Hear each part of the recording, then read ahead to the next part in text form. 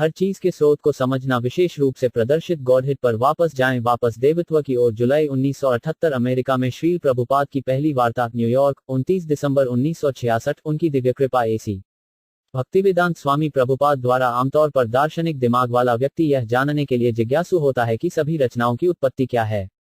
रात में वह आकाश में देखता है और स्वाभाविक रूप से आश्चर्य करता है कि तारे क्या हैं, वे कैसे स्थित हैं, वहां कौन रहता है, इत्यादि।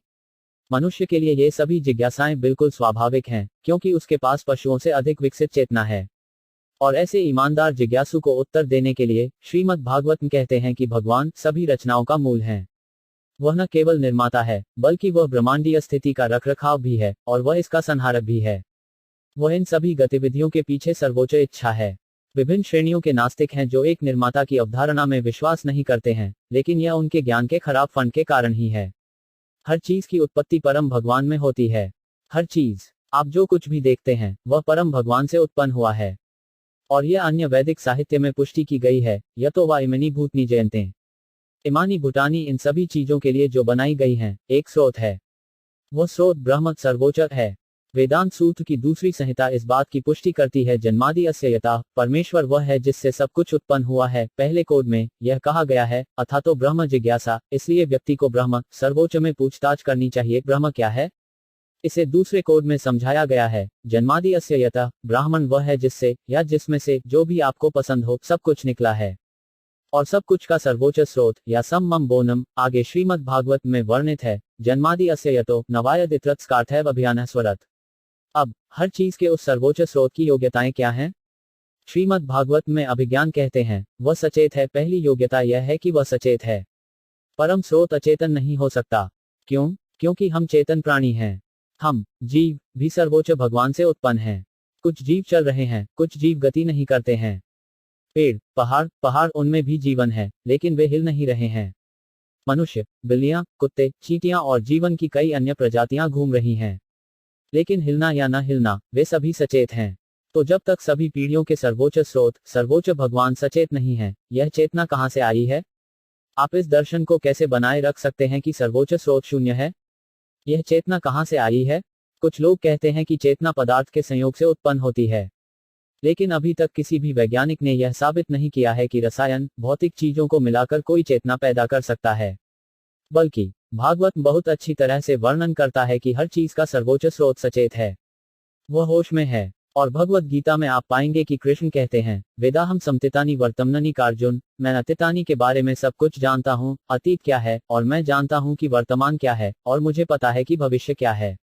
और इस समझ के आधार पर कृष्ण दूसरे अध्याय में कहते हैं, आप, मैं और ये सभी व्यक्ति जो यहाँ इकट्ठे हुए हैं, हम अतीत में अलग अलग व्यक्ति थे, अब हम व्यक्तिगत व्यक्ति हैं, और हम व्यक्तिगत व्यक्ति बने रहेंगे भविष्य में। भगवान दो तरह से सचेत हैं, अन्वयद इत्रताश्च, प्रत्यक्ष और परोक्ष रूप से। ईश्वर सर्वशक्तिमान सर्वोच्च चेतना है, इसलिए वह प्रत्यक्षतः चेतन और परोक्ष रूप से चेतन है। एक जटिल निर्माण परियोजना का मुख्य अभियंता व्यक्तिगत रूप से निर्माण के सभी पहलुओं में भाग नहीं लेता है, लेकिन वह हर नुक्कड़ को जानता है, क्योंकि सब कुछ उसके निर्देशन में किया जाता है। इसी तरह भगवान के व्यक्तित्व, जो ब्रह्मांडीय रचना के सर्वोच्च इंजीनियर हैं, सृष्टि के हर कोने और कोने को जानते हैं। वह सभी सूक्ष्म विवरणों से अवगत है। अब उन्हें यह चेतना कहां से मिली है? हमने सर्वोच्च स्रोत, सर्वोच्च भगवान से अपनी चेतना प्राप्त की है। लेकिन सर्वोच्च या भगवान को उनकी चेतना कहां से मिली है? भागवत कहता है कि वह स्वरत है। स्वरत का अर्थ है वह स्वतंत्र है, उसकी चेतना दूसरे की चेतना पर निर्भर नहीं है। दूसरे शब्दों में, भगवान के पास सभी ज्ञान है। अब हमारा अनुभव है कि हम स्कूल या कॉलेज जाते हैं और ज्ञान प्राप्त करते हैं, लेकिन अगर हम पूछें कि भगवान को ज्ञान कहां से मिलता है, तो भागवत जवाब देते हैं, स्वर, वह आत्मनिर्भर है, ज्ञान से भरा है। ये ईश्वर और साधारण जीवों के बीच के अंतर हैं। लोग बहस कर सकते हैं, ब्रह्मा के बारे में क्या, सृष्टि में सबसे पहले जन्म लेने वाला प्राणी? उन्होंने हमें वैदिक ज्ञान दिया है, और वे पहले जीवित प्राणी हैं, इसलिए उन्हें भी स्वरत होना चाहिए, उन्हें भी स्वतंत्र होना चाहिए। केवल ईश्वर स्वतंत्र क्यों है? यह ज्येष्ठ प्राणी भी स्वतंत्र है, नहीं तो वे हमें वेदों का ज्ञान कैसे दे सकते थे?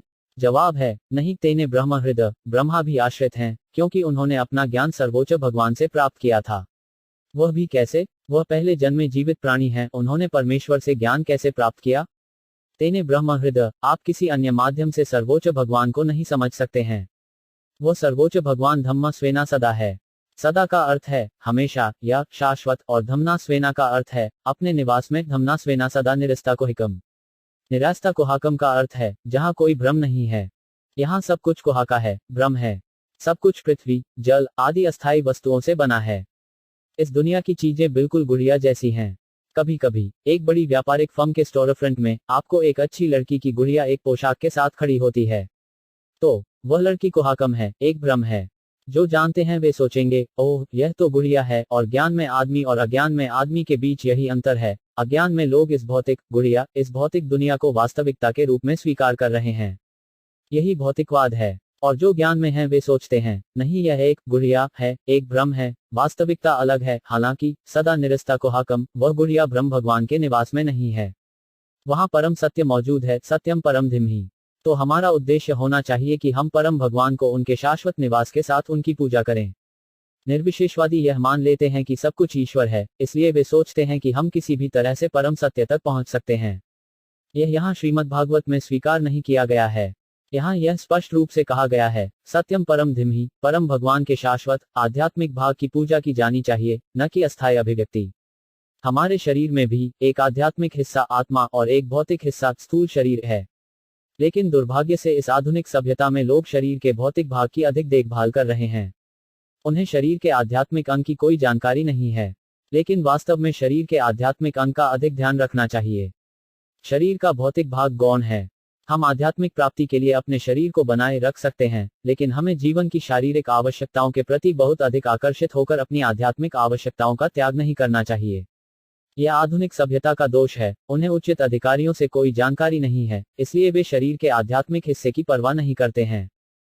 जब भी हम कुछ सज्जनों से मिलते हैं और जीवन की आध्यात्मिक आवश्यकताओं के बारे में बात करना शुरू करते हैं, तो वे तुरंत सोचते हैं, ओह स्वामी जी कुछ बकवास कर रहे हैं, चलो चले जाते हैं। लेकिन अगर आप राजनीति और दुनिया की हर चीज की बात करें तो उनकी दिलचस्पी बहुत बढ़ जाती है। यस्यात्मा बुद्धि कुंपे त्रिधातुके। इस शरीर के संबंध में हमने कितनी चीजें, कितनी शारीरिक आवश्यकताएं निर्मित की हैं। तो भागवत कहता है, तस्य प्रमतः निदान न पश्यम अपि न पश्यति। प्रमतः लोग पागल हैं, दीवाने हैं। यद्यपि वे देख रहे हैं कि सब कुछ परास्त हो रहा है, कि यह सब नष्ट हो रहा है, फिर भी न पश्यति, वे नहीं देखते हैं। क्यों? वे प्रमथ हैं, पागल हैं। भागवत ने इन लोगों को एक पदनाम दिया है जो भौतिक रूप से रुचि रखते हैं। वे प्रमथ, पागल हैं। तस्य प्रमतः निदान न पश्यम अपि न पश्यति। मैं देखता हूं कि मेरे पिता की मृत्यु हो गई है, मेरे पिता के पिता की मृत्यु हो गई है, उसके पिता की मृत्यु हो गई है, और मैं मरने जा रहा हूं। इसी तरह मेरा बेटा मर जाएगा और मेरा पोता मर जाएगा, और हम फिर कभी वापस नहीं आएंगे। एक बार यह शरीर लुप्त हो जाने के बाद इसके वापस आने की कोई संभावना नहीं है। यह हमेशा के लिए गायब हो गया है, जैसे समुद्र में बुलबुला। फिर भी लोग शारीरिक गतिविधियों में रुचि रखते हैं, इसलिए उन्हें प्रमतः कहा गया है। प्रा का अर्थ है विशेष रूप से, मट्टा का अर्थ है पागल। वे विशेष रूप से पागल हैं। और इसलिए पश्यन अपि न पश्यति, हालांकि वे देखते हैं, वे नहीं देखते हैं। हमने देखा है कि सब कुछ खत्म होने वाला है।